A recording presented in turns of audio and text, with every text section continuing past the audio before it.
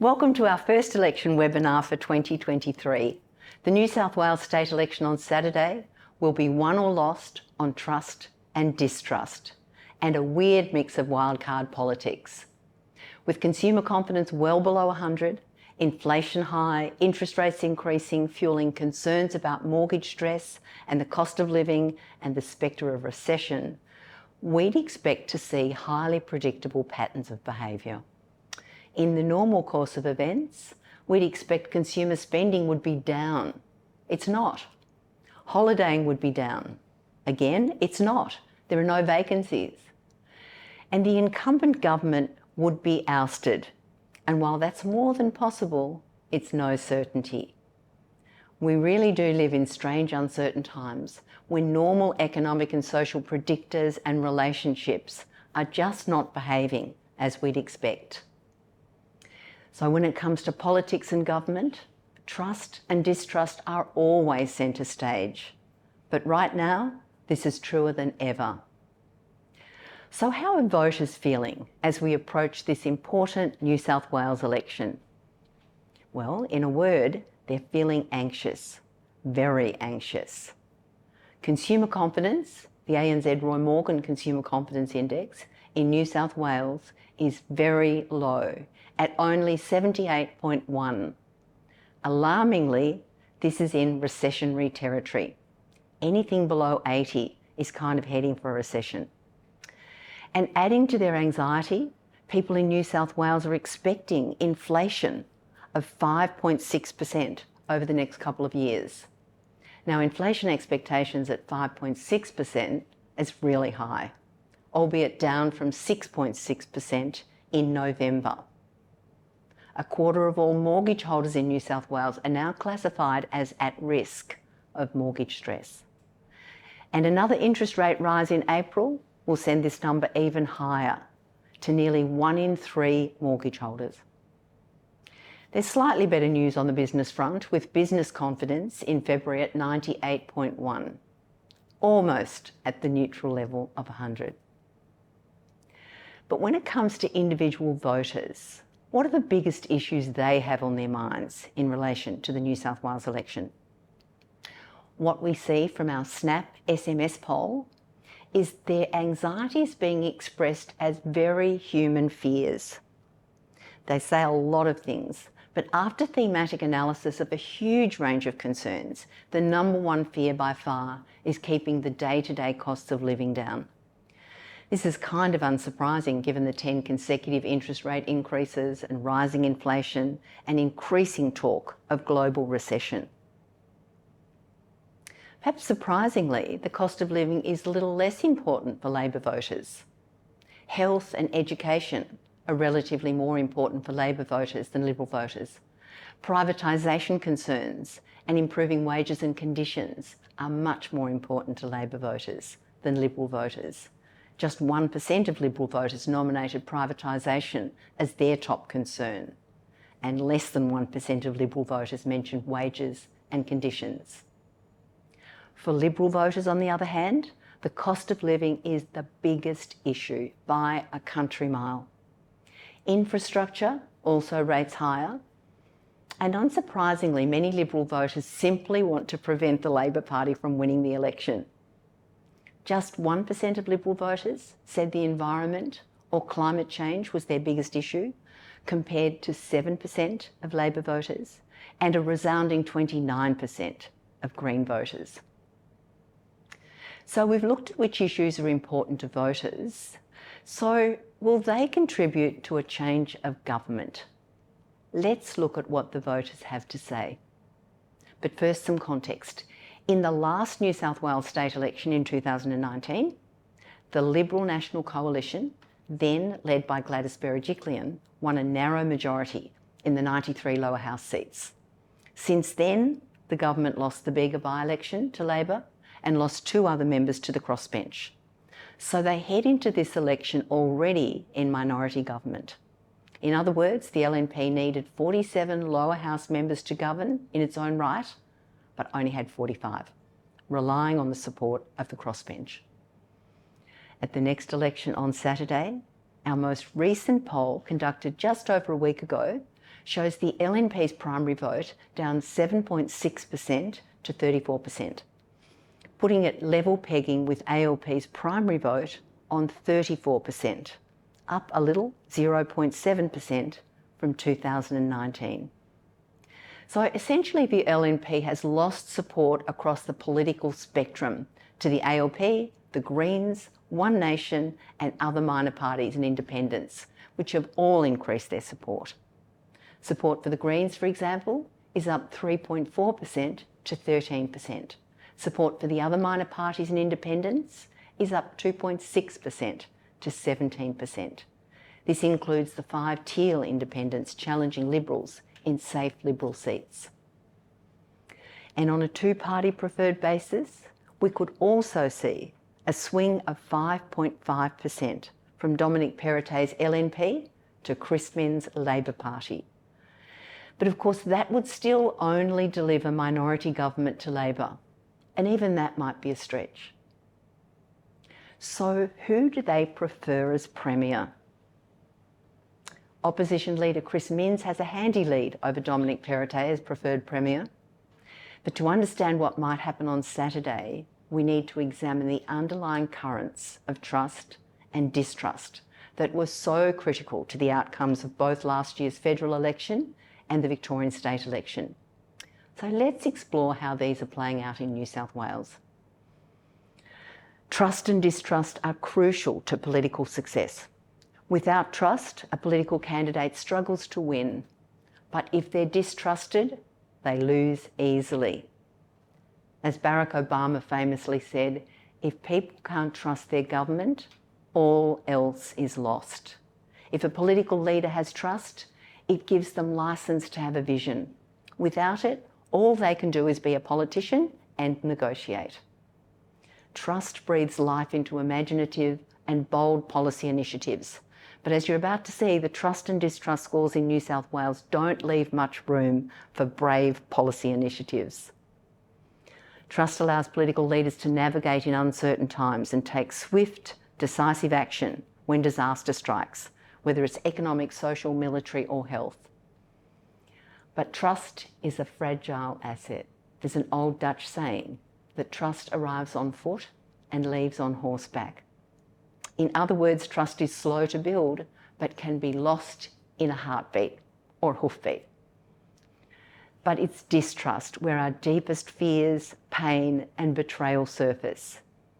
Roy Morgan data on distrust and our own lived experience since late 2017 reveals that distrust can destroy a brand's reputation so quickly. Medibank, for instance, lost $1.6 billion of its market value immediately following its much publicised data breach. So how do we measure trust and distrust? Well, we're Roy Morgan, so we conduct a survey, a continuous survey. And we're in our 6th year of asking about 2,000 Australians each and every month which brands they trust and which brands they distrust. That's over 20,000 respondents a year. We also ask them why they distrust or why they trust the brands that they've nominated. And we record exactly what they say in their own words. So the research is open-ended and completely unprompted.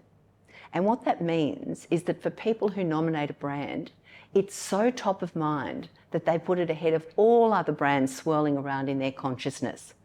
And when they give us a reason, it's their own reason, not something we've suggested to them. So let's now look at what trust and distrust are doing to governments and government departments in Australia. We'll look at New South Wales in a minute. Across the board, governments and their departments are consistently distrusted by Australians. The green columns represent trust, the red columns distrust. And you can see there's way more red than green in this chart. But it was much worse under the Morrison coalition government. And since the election of the Albanese Labor government, trust, that's the green columns on the right, dropped slightly. It's improving now. But distrust, the red columns, have improved significantly.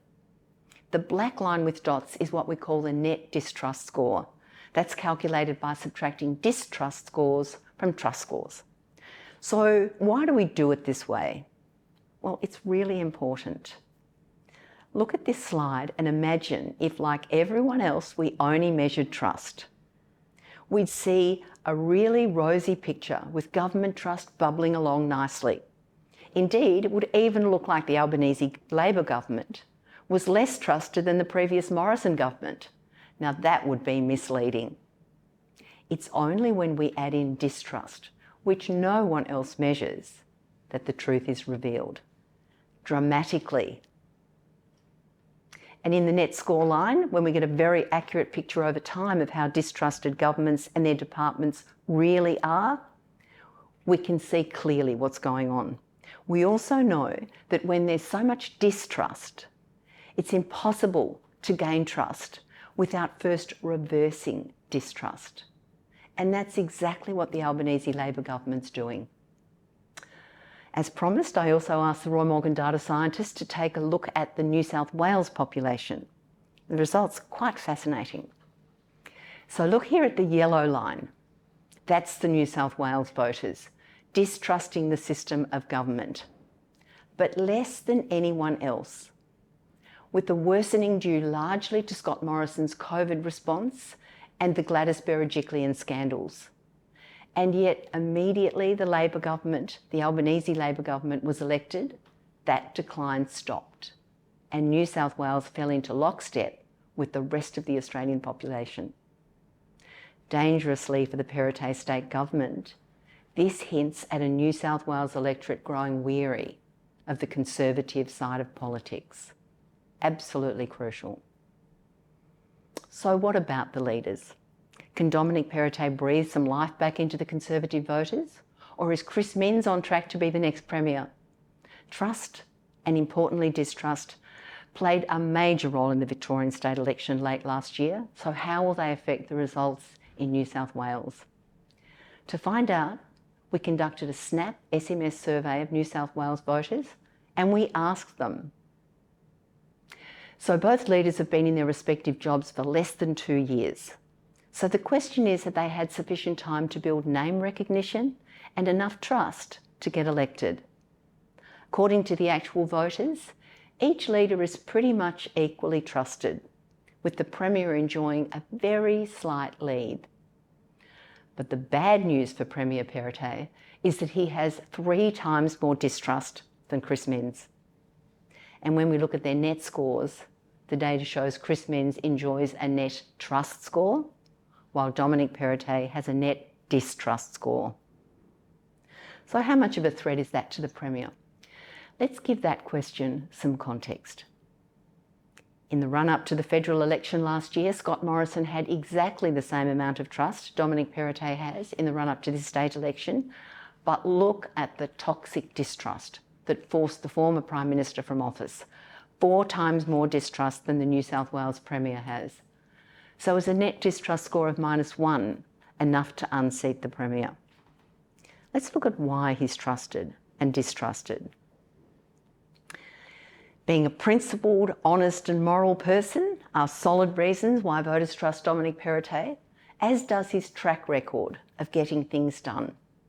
And when we aggregate these individual responses into themes, we see that caring about people and being of good character account for more than 40% of the reasons people give for trusting Mr Perrottet.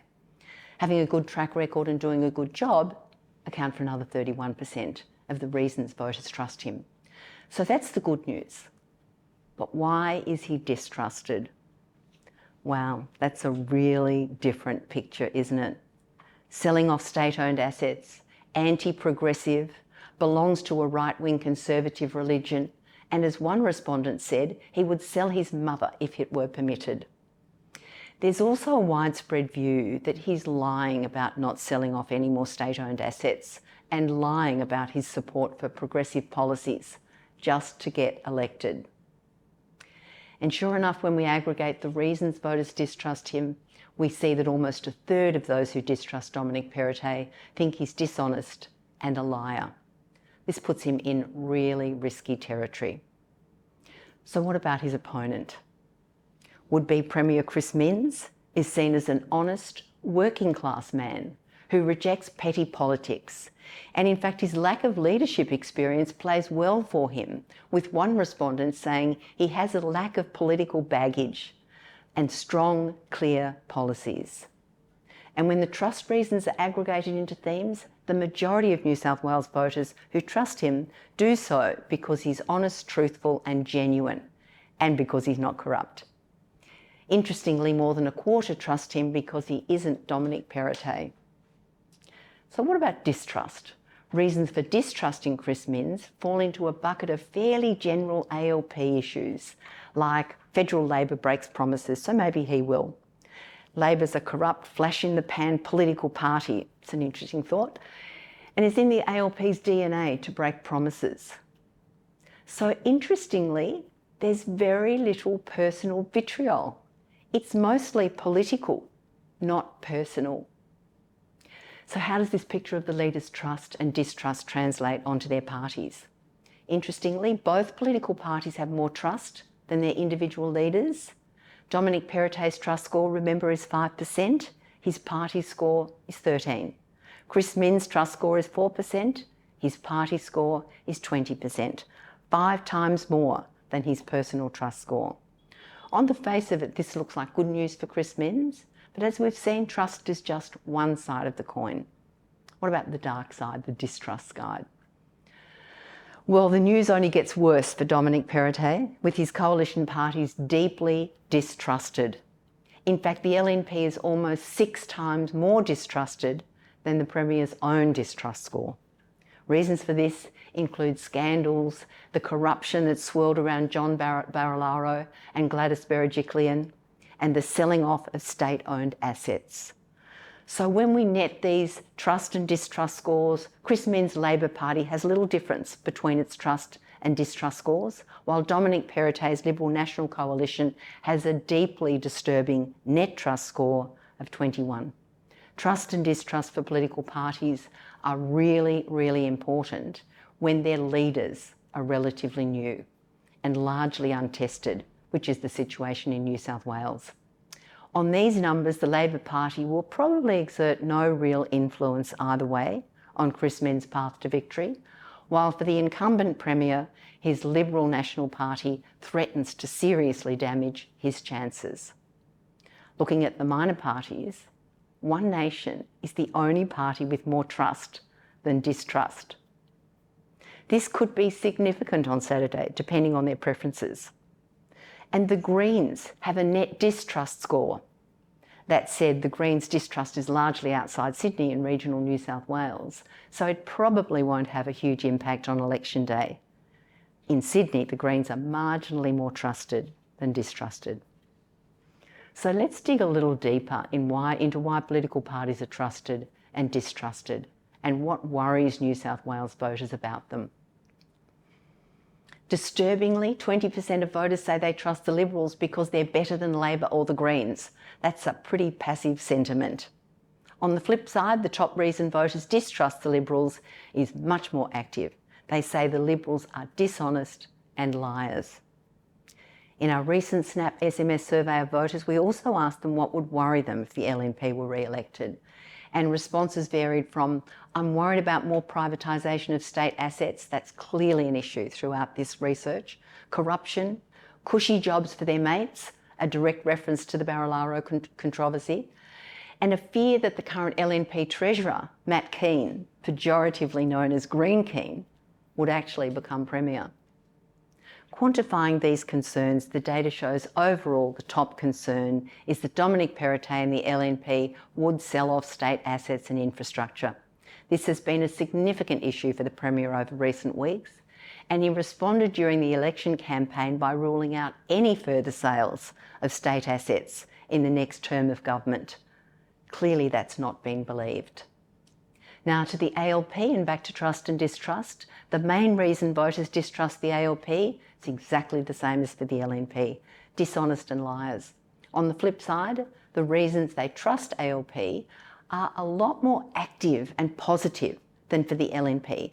In Labor's case, a quarter of voters trust them because they care about people and the community. They stand for something. But what about their concerns? What are voters worried about if the Labor Party were re-elected? Well, Chris Minns' equivocation on controlling pokies is playing badly for him, as are things like financial and economic concerns, pandering to the Greens, and a concern that every state would have a Labor Premier, as well as federal Labor government, all with a socialist agenda, according to some respondents. And combining leaders and parties, we see the opposition going into this election in a much stronger position than the incumbents. The ALP is in net trust territory, while the Premier and his party have a significant net distrust score of -22. Alarmingly, that's identical to Scott Morrison and the Federal Coalition's net distrust score leading into the federal election just 10 months ago. The billion-dollar question is, will the trust and distrust data convert into actual votes on the day? It certainly did in May in the federal election that saw the deeply distrusted Scott Morrison ousted, and again in November in the Victorian election that saw the highly trusted Daniel Andrews returned with a huge majority, despite the pundits predicting a hung parliament. Now, if that isn't complicated enough, there's a wild card that could create more havoc for the two major parties. One Nation records a net trust score, meaning they're more trusted than distrusted. And as we saw earlier, they're polling strongly and likely to take votes from the LNP. But what about their preferences? Remember, New South Wales has optional preferential voting. In 2019, 62% of One Nation's allocated preferences flowed to the LNP. But crucially, only 30% of One Nation voters actually allocated preferences, actually gave preferences that could be reallocated back to anyone. So this means many of the votes shifting from the LNP to One Nation won't come back to the LNP as preferences. Whether or not One Nation voters choose to allocate preferences is the real wild card. That decision could affect the result in several key seats, especially in Western Sydney, and even influence the outcome of the election. But the real wild card in this election will be trust and distrust. Every day we hear of economic, social, military, or health problems somewhere in the world. And during these deeply uncertain times, a leader has to be trusted to provide a safe pair of hands and simultaneously have bestowed upon them the freedom to deliver innovative and forward-thinking policies. So on the numbers today, purely on the numbers, a hung parliament looks most likely. The ALP, as we said, needs 47 seats to govern in its own right, but our latest poll has them securing probably 43 seats, even with a uniform swing of 5.5%. They'd need the support of the Greens and one or two independents to form government. Not impossible, obviously, particularly with the winds of trust filling their sails, but One Nation could spoil Chris Minns' party on Saturday night. That brings us to a close. If you live in New South Wales, think about which politicians you trust or distrust and cast your vote accordingly. Then on Saturday night, the rest of us will see the wisdom of crowds unfolding in front of our eyes as the count progresses. Be sure to subscribe to the Roy Morgan YouTube channel to get the latest poll data and all the other insights. Thank you for joining me.